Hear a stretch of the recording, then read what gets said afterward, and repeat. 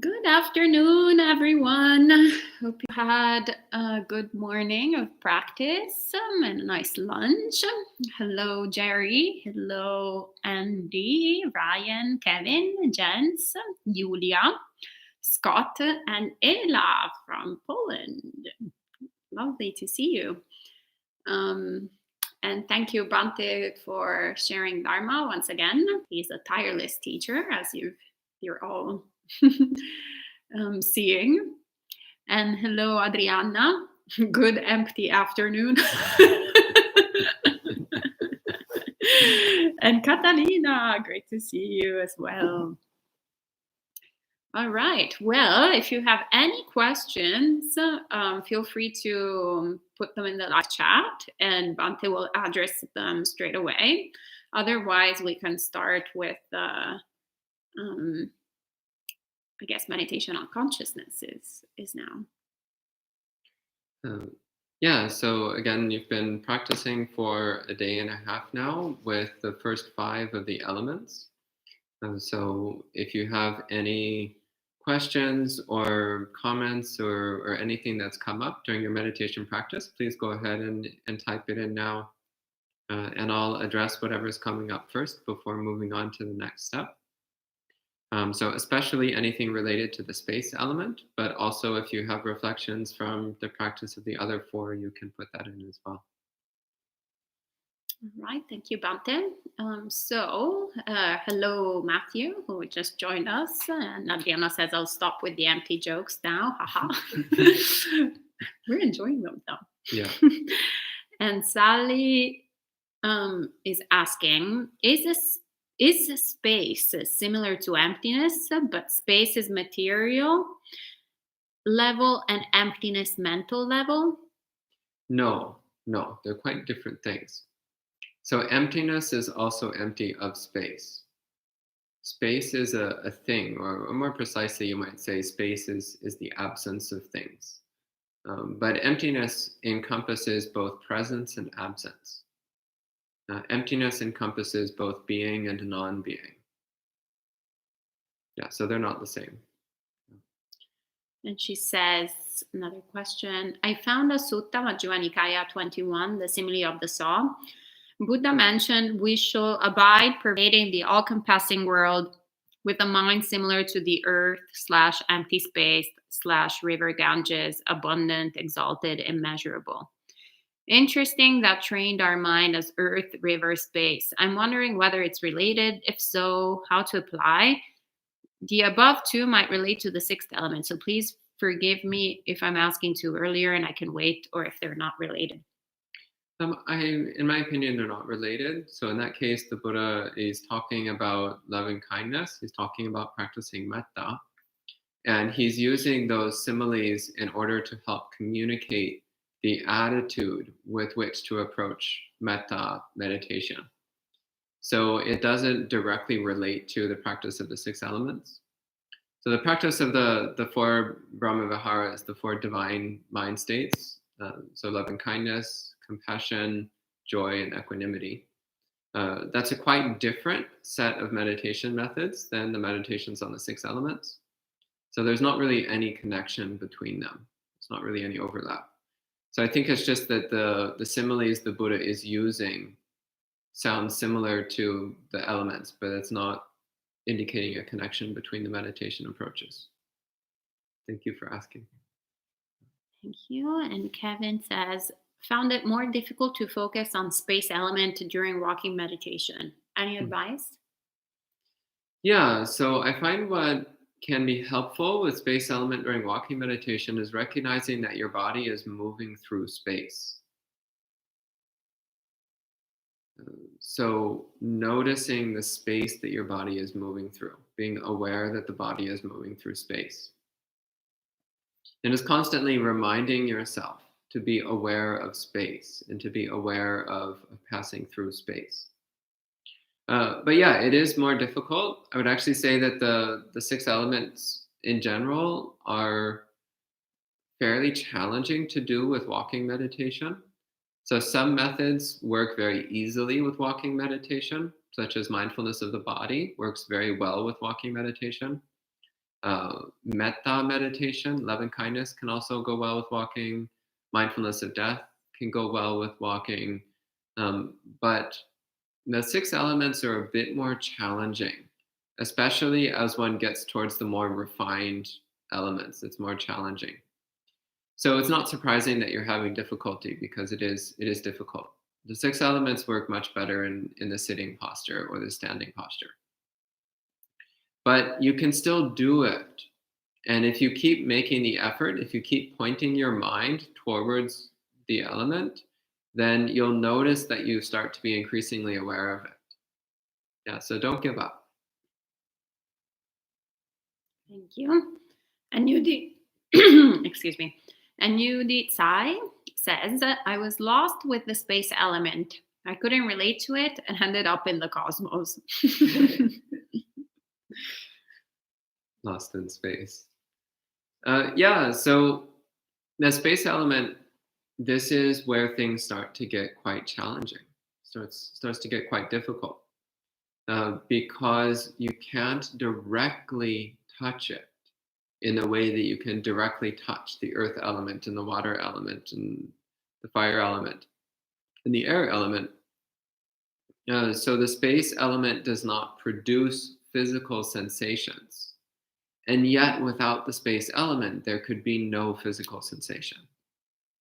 Without the space element, there could be nothing physical at all. So again, the space element is what provides, well, space for all the physical things to happen. It's what gives the opportunity, the opening for all the physical things to occur. So approaching the space element, as I mentioned earlier, even though it's a physical thing, you have to engage your mind to a much greater extent than with the first 4 elements. Because what you're noticing is not any particular physical contact. What you're noticing is the space in which physical contact occurs. So that's still something that you can be aware of, but it's a little more challenging because there's not a physical sensation which directly correlates to the space element, as there is with the other 4. With the other 4, there's physical sensations which directly correlate to the element. With the space element, there's not. So being aware of the space element takes a little bit of a leap in how we're using our mind. But again, if you keep at it, if you keep trying to be aware of the space occupied by the body, then it'll start to click. You'll start to get it. Also, remembering the qualities of the space element helps a lot. So it's open, it's limitless, it's vast, it's unobstructive, it's unobstructing. It's the container within which physical things appear. It's the surface on which physical things occur. Okay. And Sally is asking, is the movement of the joint water element?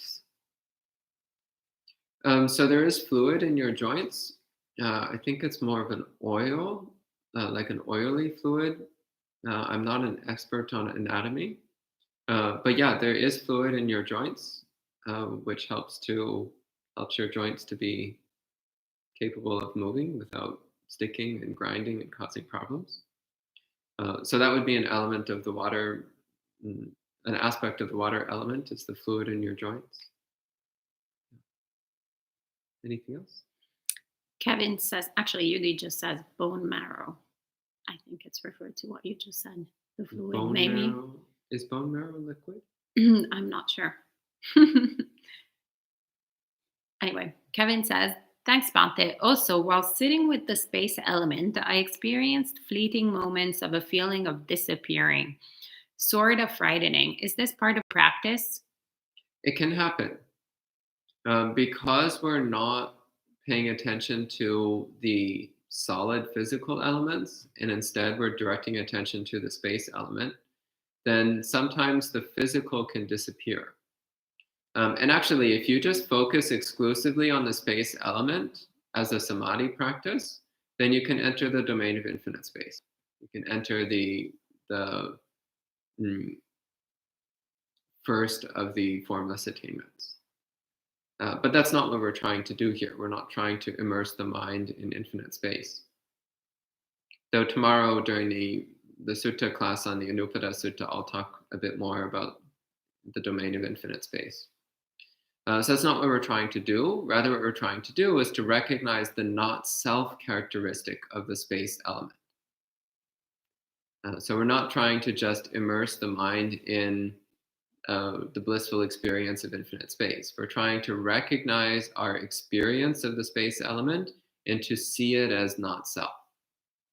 But while doing that practice, you may notice that the experience of your body recedes, and from time to time it may disappear entirely. That's nothing to worry about. That's just something which can happen when you focus on the space element. And Brian says, is educating us by telling us that bone marrow is not a liquid. No. I have no idea what a bone marrow is. It's the filling inside your bones. Oh, okay.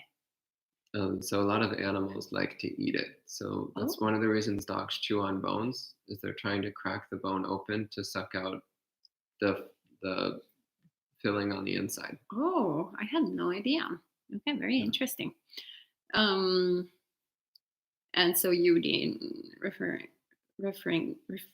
to that, says, no, I think it would be under the earth element, the bone marrow. Well, Julia, on the other hand, has a comment saying, it is not me living in universe. It is so much otherwise as the universe is existing inside of me. That's also wrong. You are not in the universe, and the universe is not in you. More accurate is the universe has nothing whatsoever to do with you. That's what we're trying to get to, is to recognize that the universe is completely impersonal, including this body and this mind. It has nothing whatsoever to do with you, because there is no you for it to have anything to do with. But in the process of coming to that, then we tend to move through different perspectives of self.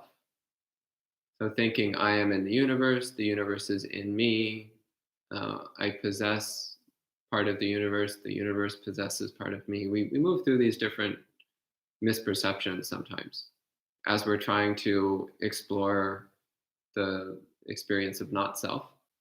But ultimately, it's recognizing that all 6 of the elements are not me.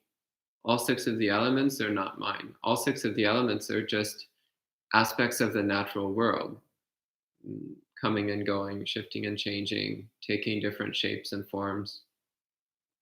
And to assume that any of it is me in any way is a mistake. It's a misperception. But this is quite a challenging practice, which is why we go about it in a somewhat roundabout way, rather than taking it head on.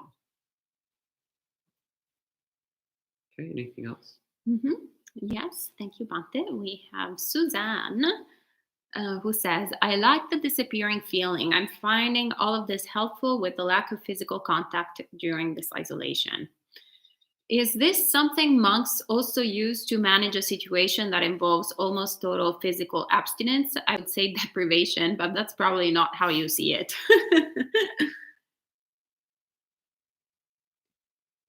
No, we mostly just use contentment, to be honest. So cultivating the mind of contentment, then you're just fine with anything. So not talking to other people for a while, no problem. Not touching other people, no problem. Not getting what you want, no problem, most of the time. So cultivating the mind of contentment is what gets us through times when we can't get the physical contact that we like. So that's actually the real key. It's being content with the way things are. Then you'll always be okay. But yeah, of course, if your meditation practice is going well, then it's a lot easier to be content. It's a lot easier to keep the mind from getting caught up in wanting.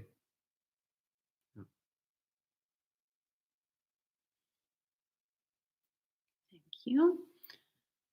Also, this practice does help. Um, it helps to produce contentment, to put things in the right perspective. And Sally says, I feel joy when the body disappears. Jerry says, I need to get a not me, not mine t-shirt.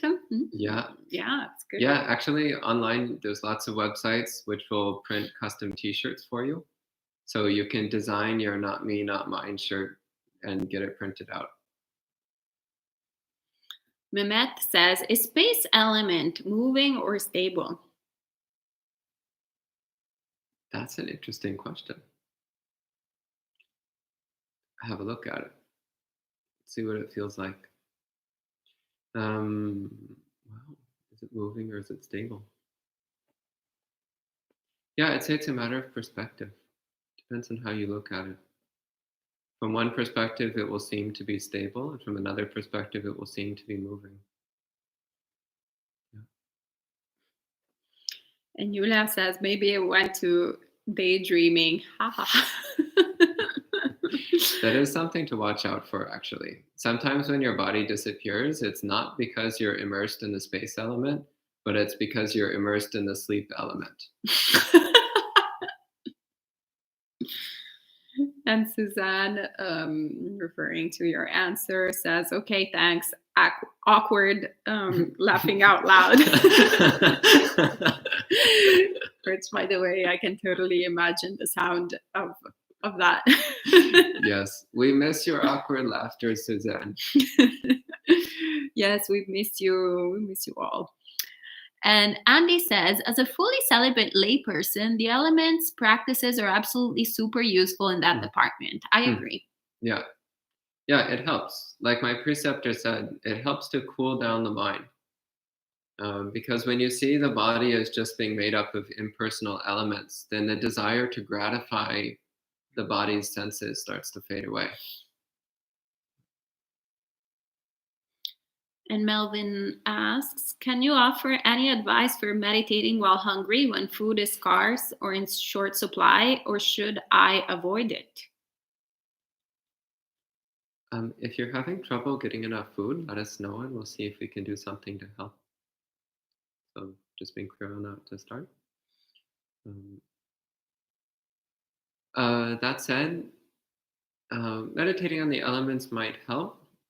But in that case, what I actually recommend is to look directly at the feeling of hunger, to face it with complete acceptance, to face it with interest and curiosity, and to develop an attitude of contentment towards it.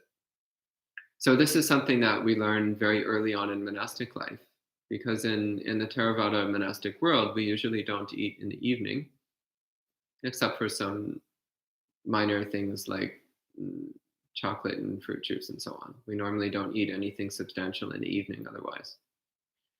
So very early on in monastic life, we have to start facing the feeling of hunger and learning how to be okay with it. And the way you learn how to be okay with it is by being with it without turning away. Just accepting this is what it feels like. And that's okay. And after a little while, your perception of hunger changes so that it ceases to be a problem.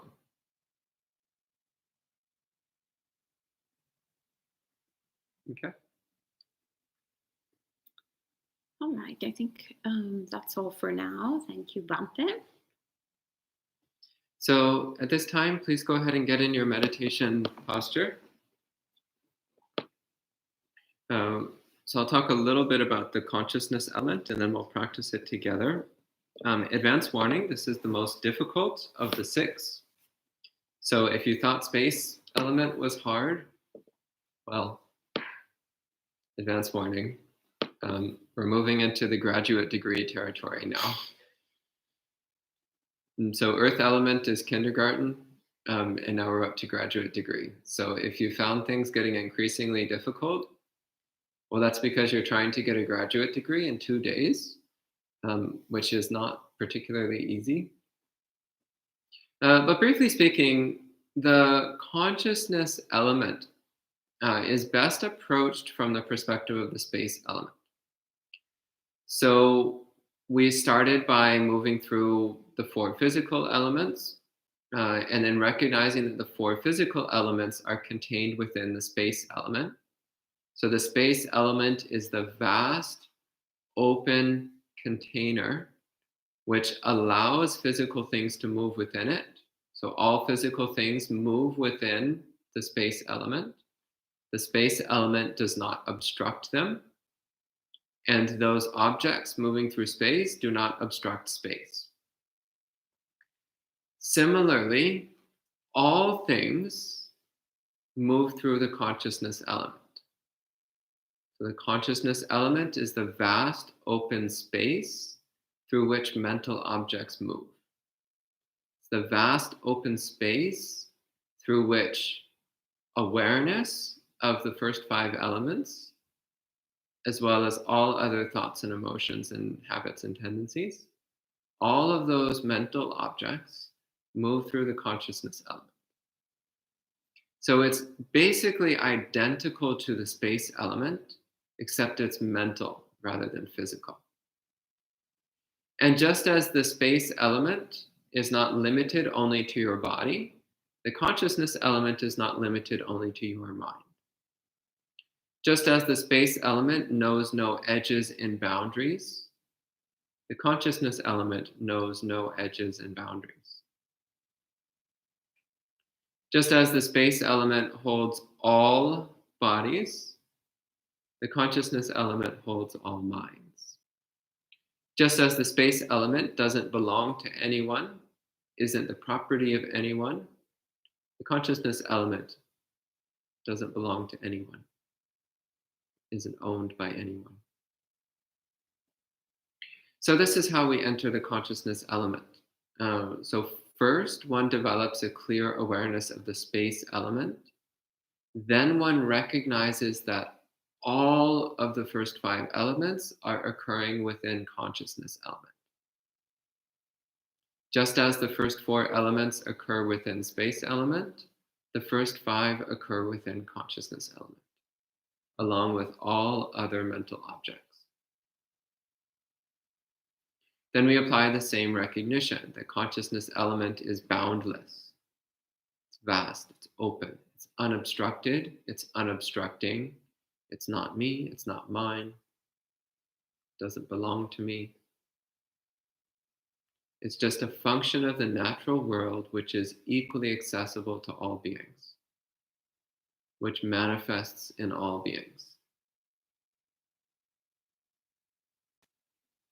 So again, getting in your meditation position, sitting up nice and straight.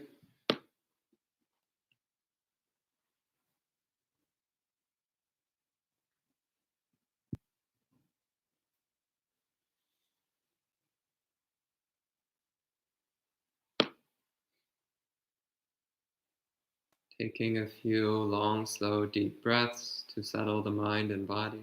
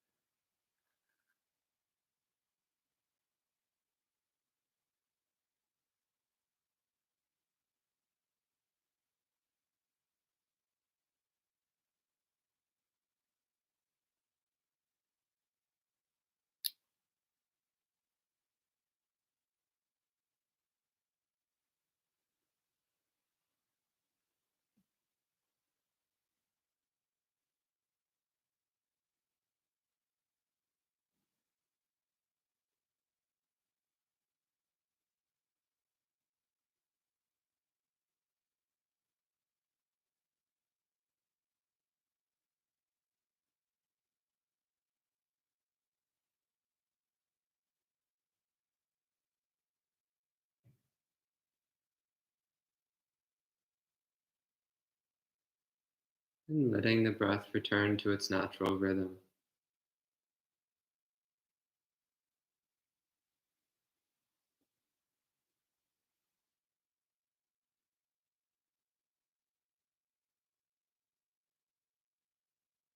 Bringing attention to the body, feeling its heaviness, its density, its solidity, feeling the earth element.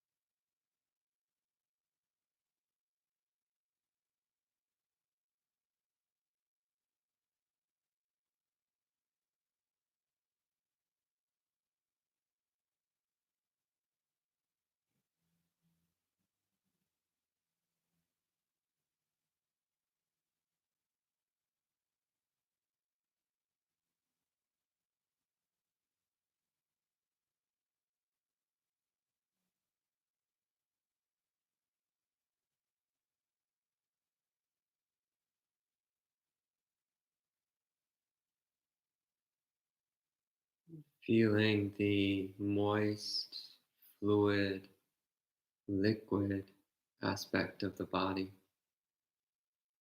Feeling the water element.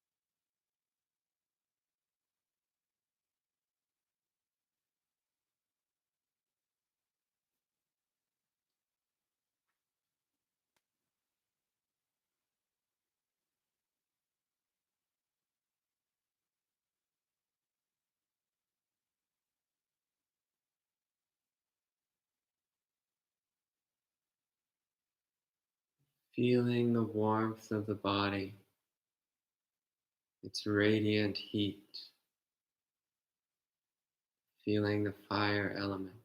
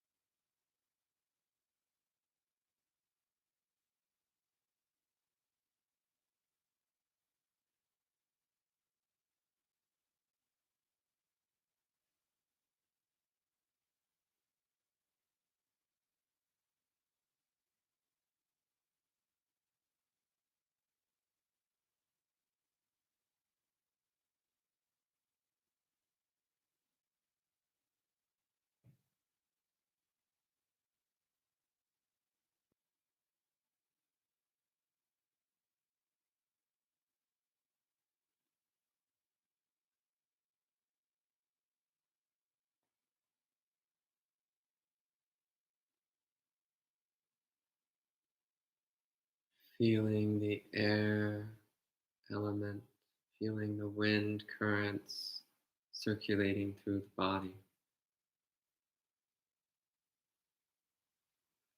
feeling the air element.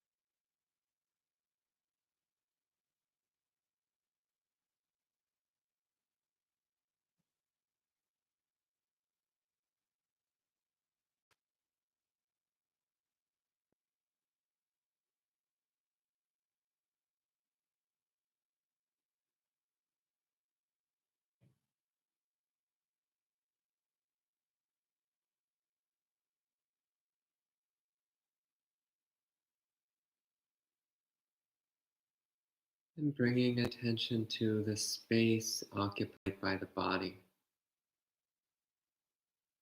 aware of the empty space,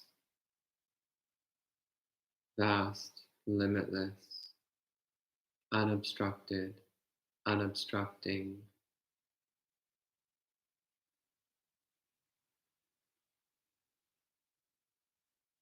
aware of the space element,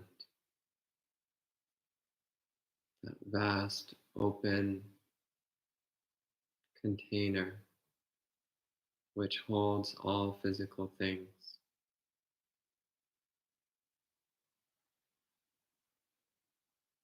Edgeless, borderless, indivisible space element, holding and supporting all physical things, allowing all physical things to move through.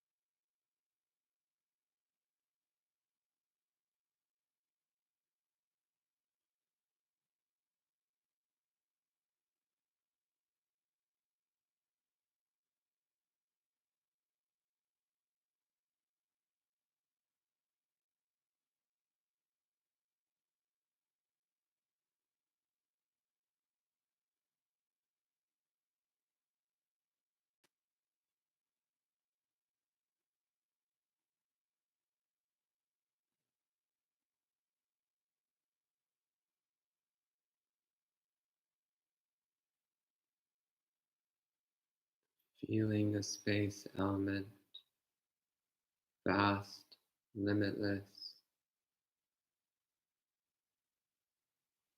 allowing all physical things, holding all physical things.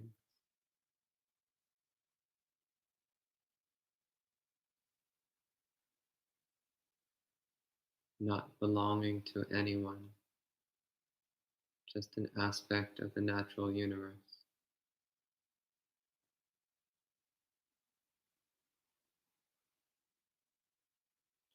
And recognizing that the space element and all the physical things within it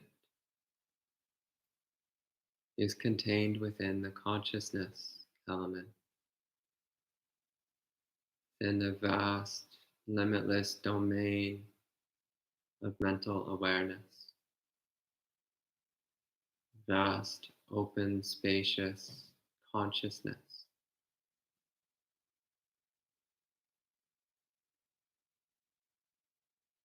Through which all mental objects move, in which all mental objects appear,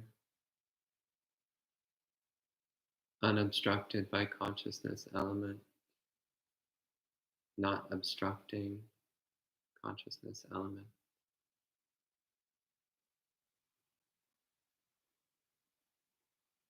And that consciousness is not the property of anyone.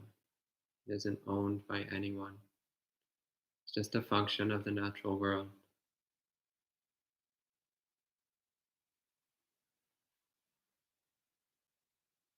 So focusing awareness on consciousness element, aware of this natural property of the mental universe.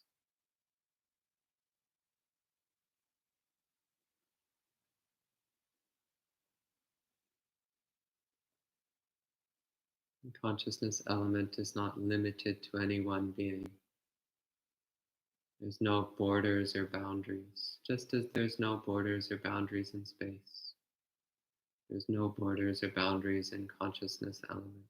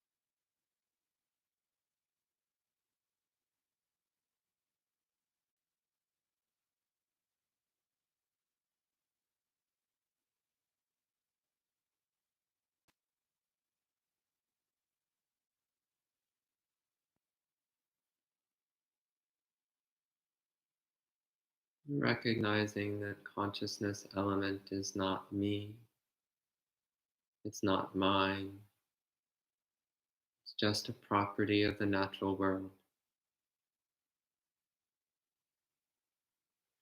This consciousness is not owned by me, it does not define me, it just arises due to causes and conditions. It's just a natural property of the universe.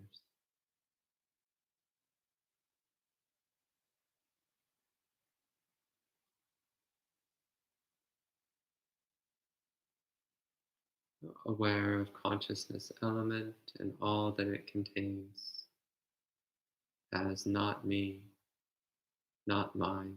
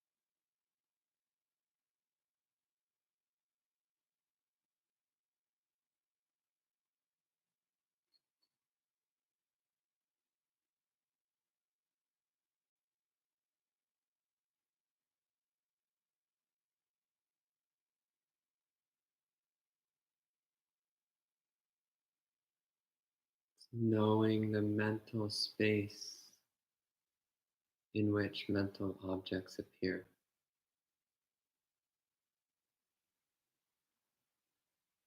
Knowing the vast immaterial surface on which mental objects appear. And knowing that it is not me, it is not mine, it's just a property of the natural world.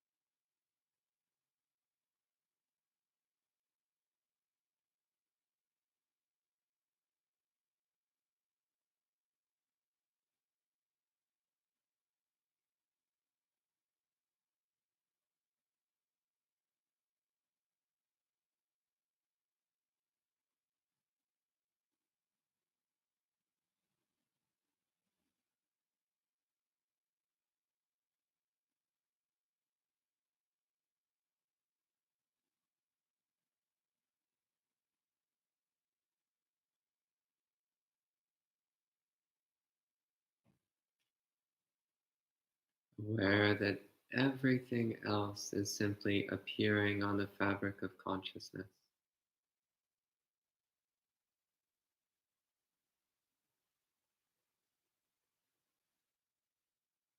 which is itself simply an expression of the natural world.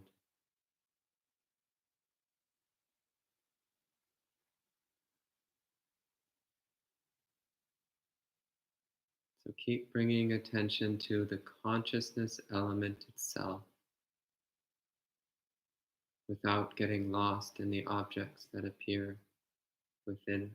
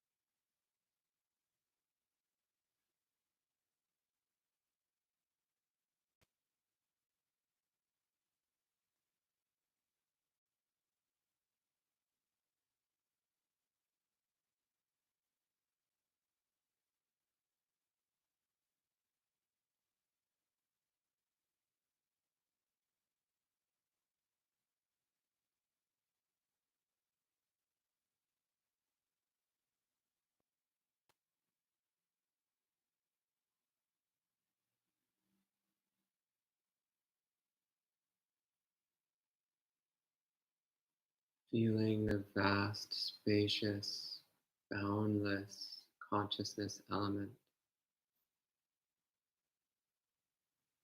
pervading and containing all minds, supporting and displaying all mental objects.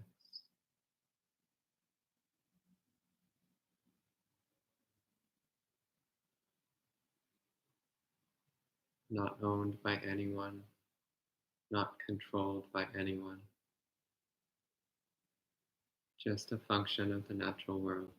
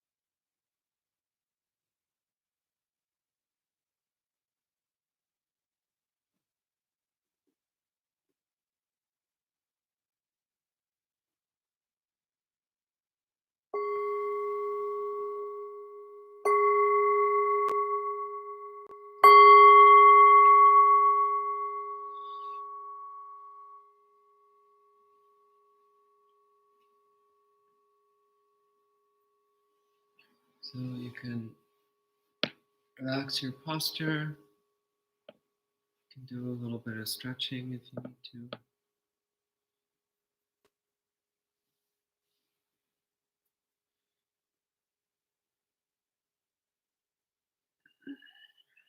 And take a few seconds to rest in the peacefulness of the mind.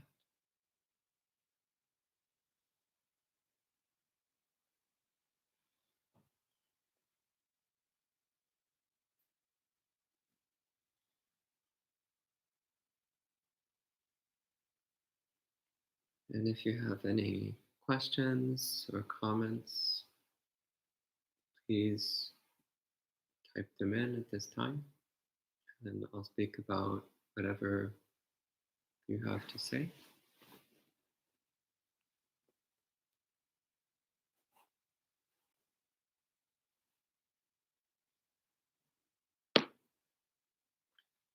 So if you found this meditation challenging, that's not surprising, because we're not used to relating to mind in this way. We're used to relating to mind as being a little narrow, limited thing that's me. We're not used to relating to it as being something vast and spacious and not me. So this is one of the things that makes the meditation on the consciousness element particularly challenging. It's a very different way of looking at consciousness than we're used to. And this is also why it's very useful to approach it through the space element. Because the consciousness element has exactly the same characteristics as the space element. So it makes it a little bit easier for us to start to apprehend this meditation object. Do you have any questions, Kama? Anything? Just Julia says, that was an awesome guidance, Bhante. Thank you. And Yudi, I think, is referring to Andy's comment to the top, that when he was saying that as a celibate layperson meditating on the elements helps his practice. And she says, not for me, fire element is hot. Well, then be careful with the fire element. If you basically, general principle is, if while you're using a particular method, your defilements are growing stronger, stop what you're doing and do something different. Um, if your desires are growing, that's not good. Do something else. Or if your aversion is growing, do something else. If your mind is getting spacey or dull or delusional or daydreamy, then do something else. But with the fire element, again, recognizing that it's just heat. That's it. Heat itself is not good or bad. It's not pleasant or unpleasant. It's not desirable or repulsive. It's just heat. That's all. So if you see it in that way, then the desire will dissolve. You'll see that it's just heat. It's just an element of the world. It's just part of nature. Okay, and Mehmet says, thank you. Is consciousness same as the mind which we mentioned during the mindfulness of the breath meditation, the surface where the mental formations are formed?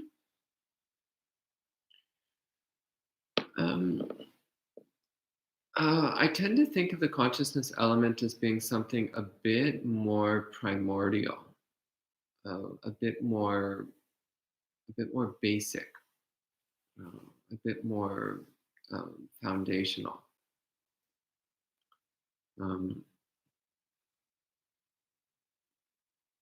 Whereas the chitta, the mind, chitta is a bit more developed, and also it's a bit more personal.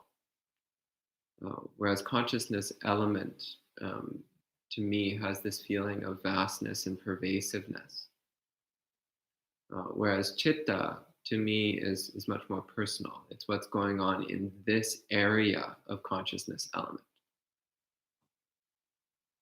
rather than the whole field of consciousness element. Okay.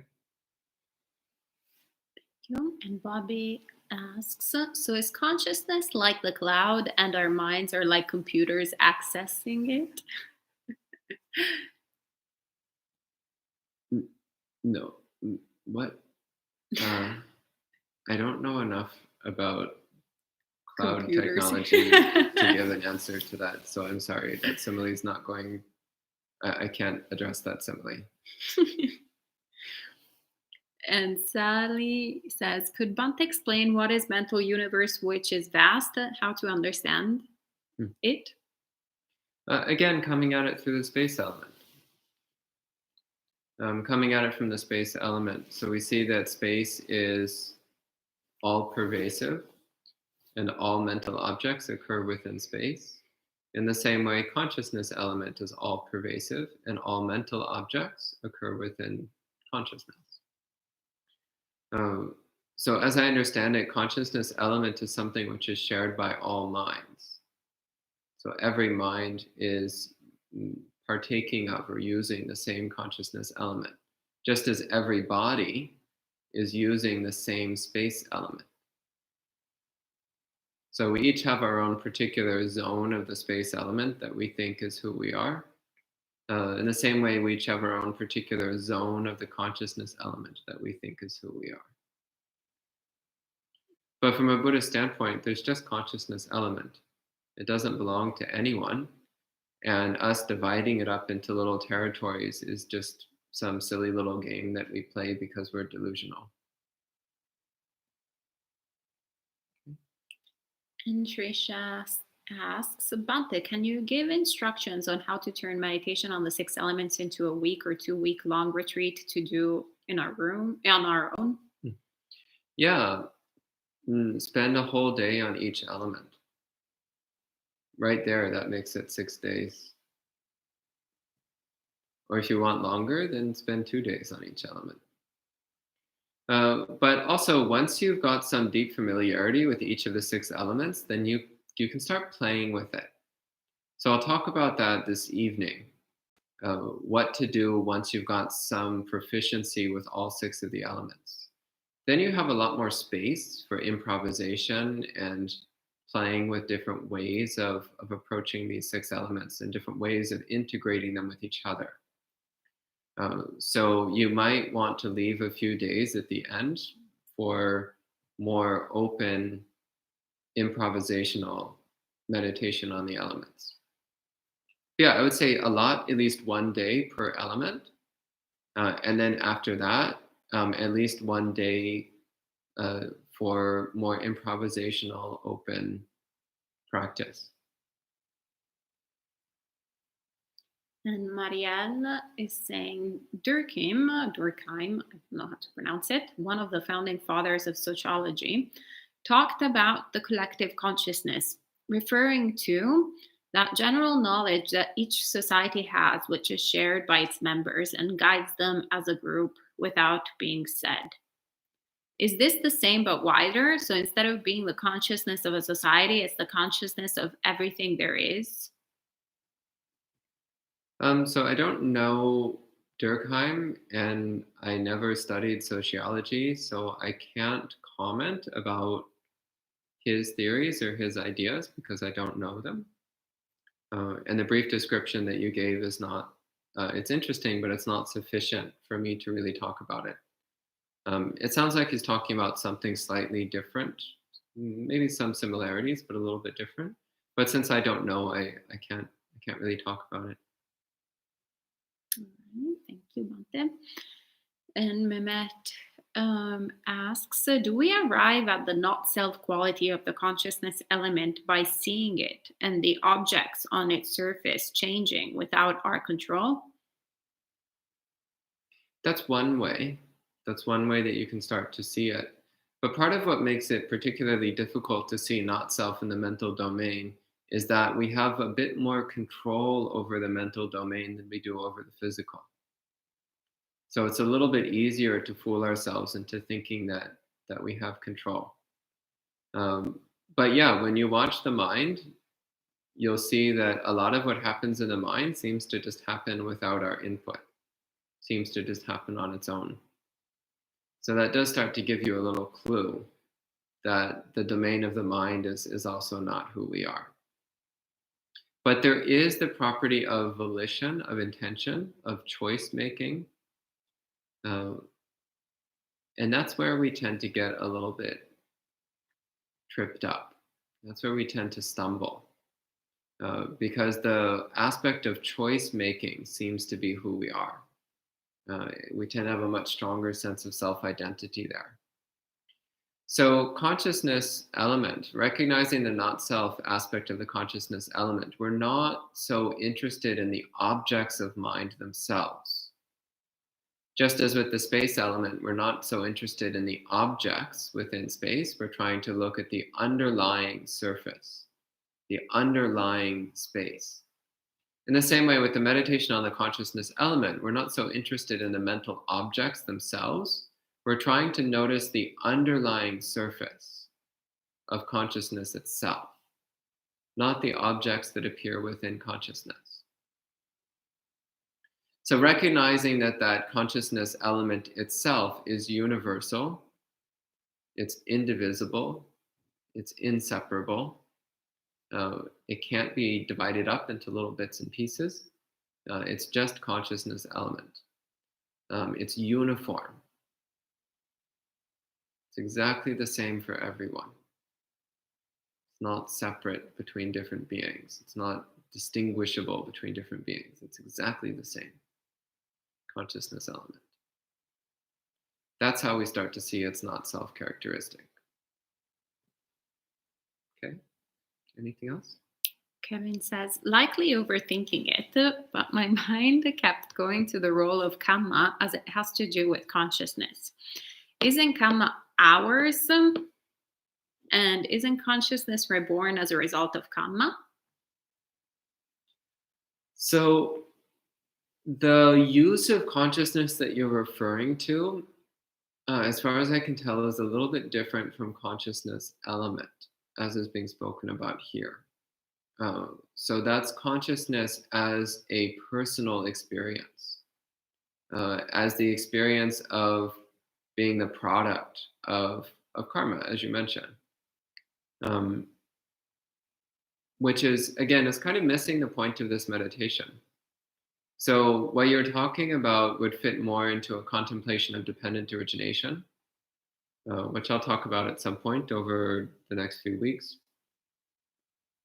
rather than into the meditation on the consciousness element. So yeah, I would encourage you not to get too caught up in that line of thinking, because that's kind of missing the point of this meditation. So this is not a meditation on karma um, or on dependent origination, but rather it's just trying to get in touch with the consciousness element, with that pervasive universal quality of consciousness, and recognizing it as being not me and not who I am. Okay, anything else? Jens says, is it correct to say because the idea of self is limited and space and consciousness is vast and unlimited, seeing this, it helps recognize there is not a true self, merely the illusion of self? Yeah, yeah, yeah. That's one way that it helps. Yeah. But we need to be careful that then we don't fall into thinking, I am infinite consciousness. So that's another example of a mistaken view of self that the Buddha mentions in the suttas in a few places. So also recognizing that consciousness itself is not who we are. Okay.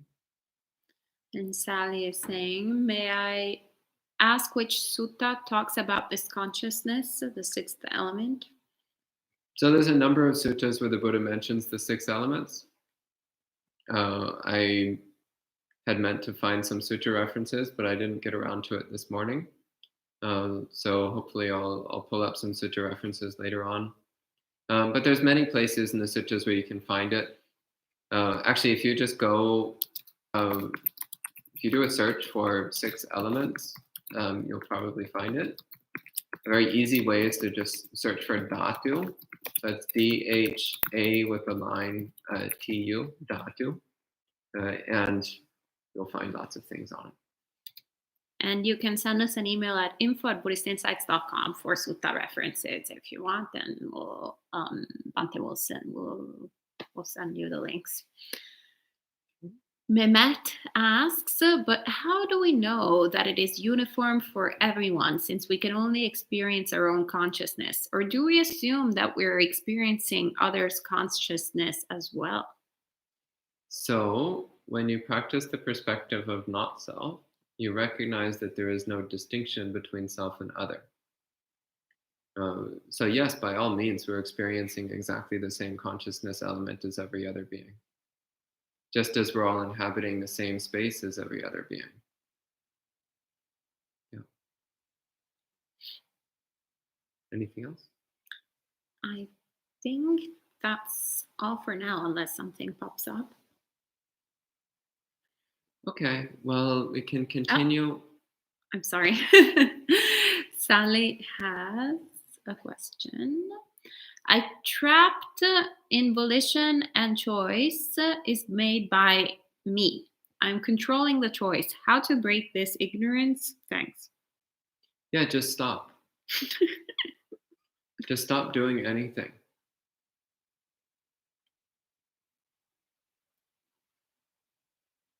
That's it.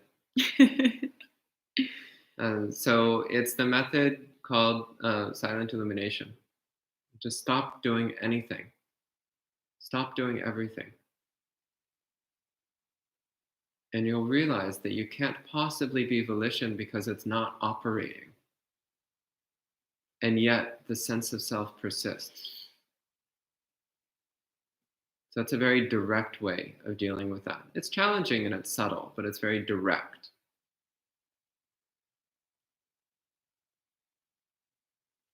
Okay. Thank you. Ila says, it is not easy sometimes to feel the first four elements instead of imagining them, but the exercise is great. Yeah, that can be the way sometimes. So it's really important to come into our physical experience. So in that case, the earth element is often the easiest because it's very solid and hard and clear. It's not something you can imagine, it's something you feel. But it's the same with the other three elements. They're just a little more subtle. So really try to get that felt experience of the elements. So not a concept or an imagining, the felt sense of it. So one of the problems that people sometimes run into with the 6 elements is that they get lost in their imagination of what the 6 elements are. So they sit here and they visualize piles of dirt and floating stones and pools of water and all kinds of things, but that's not meditating on the 6 elements. That's just daydreaming.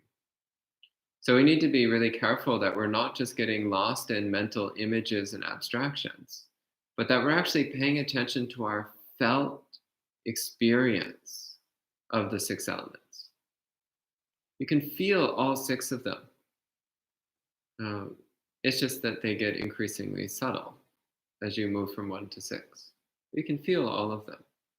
So we're not thinking about them or imagining them, we're feeling them and recognizing them as not being me, recognizing them as not being mine, recognizing them as just functions of nature that come and go based on conditions. Okay, any other comments? Sally is asking how to practice this consciousness element in walking and daily activities. Same as with the other elements. So just bring your attention to the underlying pervasive field of consciousness in which everything is appearing. It's right here. We're actually experiencing it all the time. We just don't normally relate to our experience in this way, but it's always here. Consciousness element is always right here.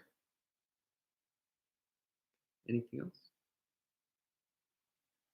She says, I can't experience the consciousness outside of my mind and my heart. Well, if you can feel it within that much, that's a good start. That's better than not feeling it at all. Perfect. All right.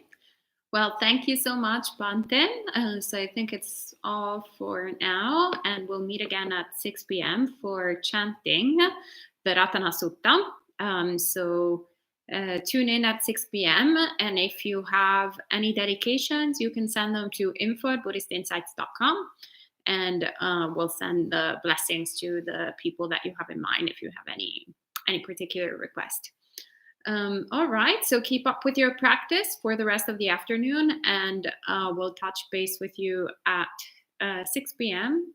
And then we'll meet again after that at 7:30 p.m. for the last session of the day and of the weekend retreat all together. All right, sadhu, sadhu, sadhu. So for the afternoon practice, I'd like to recommend that you do the next period on the consciousness element. So spend at least one meditation period really trying to focus on the consciousness element. And then after that, you can practice freestyle. So whichever one of the elements that you feel particularly drawn to working with, you can work with. If you want to go through all 6 progressively, you can do that. So you can play with it a little bit on your own. So at least one period of meditation just on the consciousness element, and then after that you can play with the 6 elements in the way that feels right to you. And we'll see you at 6.